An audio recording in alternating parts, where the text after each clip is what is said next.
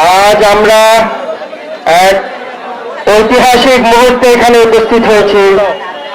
আজকে এই ঐতিহাসিক মাসের এই বিশাল বিক্ষোভ মিছিল যারা সফল করেছেন তাদেরকে ধন্যবাদ জানাই। উপস্থিত বিএনপির নেতৃবৃন্দ, উপস্থিত যুবদলের নেতৃবৃন্দ, উপস্থিত নারায়ণগঞ্জ জেলার সাবেক ছাত্র দলের সাধারণ সম্পাদক জুবাইর রহমান জিকু সহ অঙ্গ সংগঠনের নেতৃবৃন্দ, উপস্থিত আমার ভাইরা, উপস্থিত সাংবাদিক ভাইরা, আসসালামু আলাইকুম। আজকে এই মাসটি একটি গুরুত্বপূর্ণ জুলাই মাস। এই জুলাই মাস গণতন্ত্রের জন্য বাংলাদেশের মানুষের যে অদম্য আকাঙ্ক্ষার প্রতীক হয়ে থাকবে। এই জুলাই মাস বাংলাদেশের স্বর্ণাক্ষরে ইতিহাসে লেখা থাকবে। এই জুলাই মাসে বাংলাদেশের মেহনতি মানুষ, ছাত্র জনতা, বাংলাদেশের সচেতন নাগরিক, সর্বস্তরের জনগণ, কৃষক, শ্রমিক ভাইরা,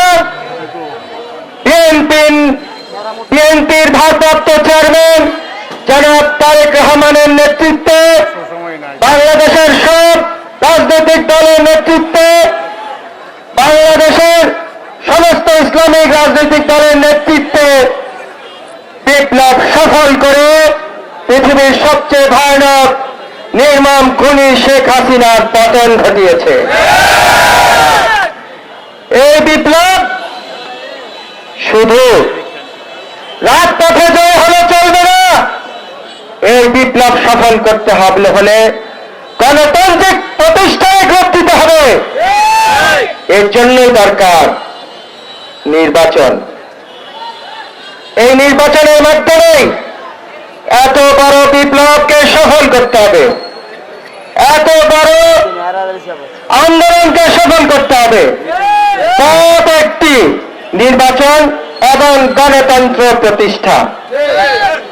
আমরা কেউ ভুলে যাই নাই সেদিনটির কথা, স্বৈর শাসকের সেই নির্মম নির্যাতন যা 15টি বছর আমরা ভোগ করেছি। আমাদের হাজার হাজার বিএনপির নেতাকর্মী নিহত হয়েছে, হাজার হাজার লক্ষ লক্ষ বিএনপির নেতাকর্মী জেল জুলুমের শিকার হয়েছে, নিঃস্ব হয়েছে, ব্যবসা বাণিজ্য গুড়িয়ে দেওয়া হয়েছে, পঙ্গু করে দেওয়া হয়েছে। এবং এই জুলাইয়ের বিপ্লবে হাজার হাজার ছাত্র জনতা, বিএনপি এবং বাংলাদেশের মানুষকে হত্যা করা হয়েছে। হাজার হাজার ছাত্র জনতা পঙ্গু হয়ে গেছে, অন্ধ হয়ে গেছে। এটি আমরা ভুলে যাই নাই, এটি ভুলে যাব না। এই ভুলে না যাওয়ার জন্যই সব রাজনৈতিক দল, সব ইসলামিক দল, সব বাংলাদেশের সর্বস্তরের মানুষকে ঐক্যবদ্ধ থাকতে হবে। ঐক্যবদ্ধ হয়ে একটি শান্তির বাংলাদেশ, ভবিষ্যতে বাংলাদেশ একটি নিরাপদ বাংলাদেশ গড়তে হবে। মনে রাখতে হবে স্বাধীনতা যেভাবে এসেছে 71 সালে শোষণের বিরুদ্ধে এই বিজয়, এই শোষণের বিরুদ্ধের বিজয় অতীতের সেই 71-এর বিজয়ের মতো না, এটি ভিন্ন। এই বিজয় স্মরণ করিয়ে দিবে বাংলাদেশে আর কখনো কোন স্বৈর শাসক নিরাপদ থাকবে না। বাংলাদেশ আর কখনো কোন স্বৈর শাসকের ঘাঁটি হতে পারে না। এই বিপ্লব তারই জন্য ঐতিহাসিক বিপ্লব, এবং এই বিপ্লবকে সেইভাবে আমাদেরকে সমুন্নত রাখতে হবে।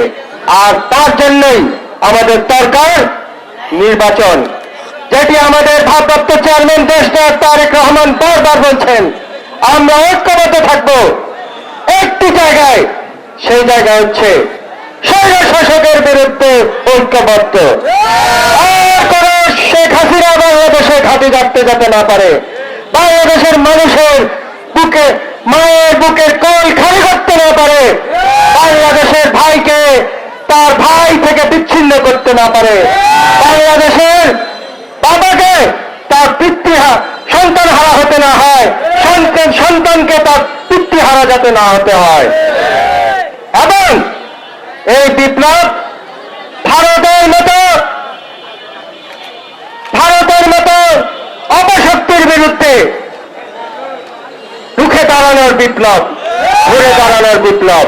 এবং সেই ভারতের মতো অপশক্তি যাতে আর বাংলাদেশে কোনো স্বৈর শাসকের পক্ষে দাঁড়াতে না পারে, সেই জন্য এই বিপ্লব। সুতরাং আমরা সতর্ক থাকব, আর যাতে সেই ইরানে আমরা দেখেছি কিভাবে মোসাদের গোয়েন্দা সংস্থা ইরানকে ধ্বংস করতে, ইরানের বিজ্ঞানী এবং নেতাকর্মীদের কিভাবে হত্যা করছে, সরকারের উচ্চপদস্থ নেতৃবৃন্দদের হত্যা করেছে।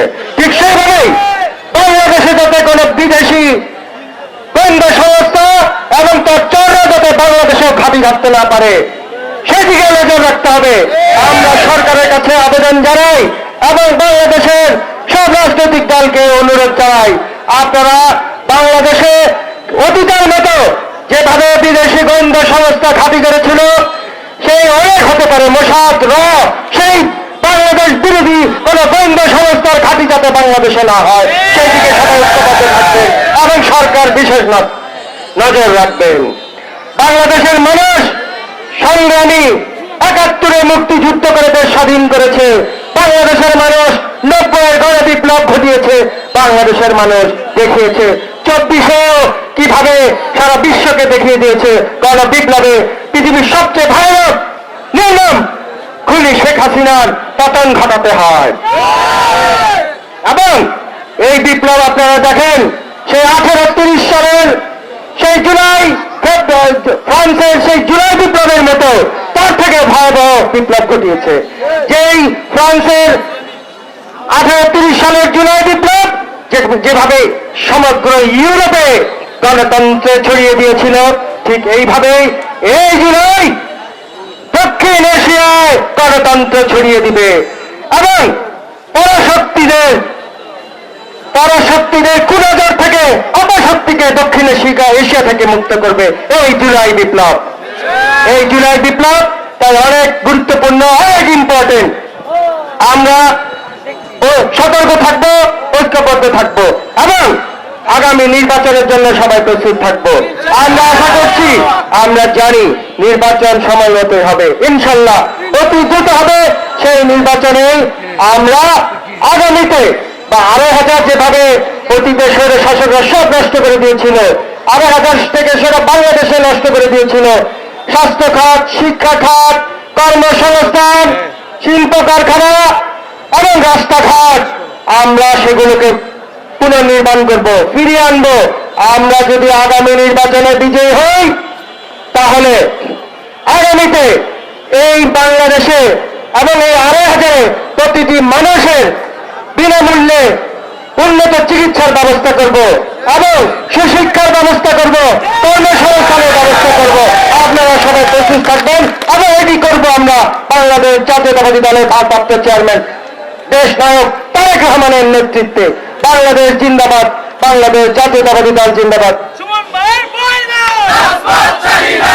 এবং পরিশেষে আমি যুবনেতা সবুজকে ধন্যবাদ জানাই এবং সবুজের সাথে যারা পরিশ্রম করে আজকের এই মিছিলকে সাফল্যমণ্ডিত এবং সফল করেছেন, তাদের সবাইকে ধন্যবাদ জানিয়ে আমার বক্তব্য শেষ করছি।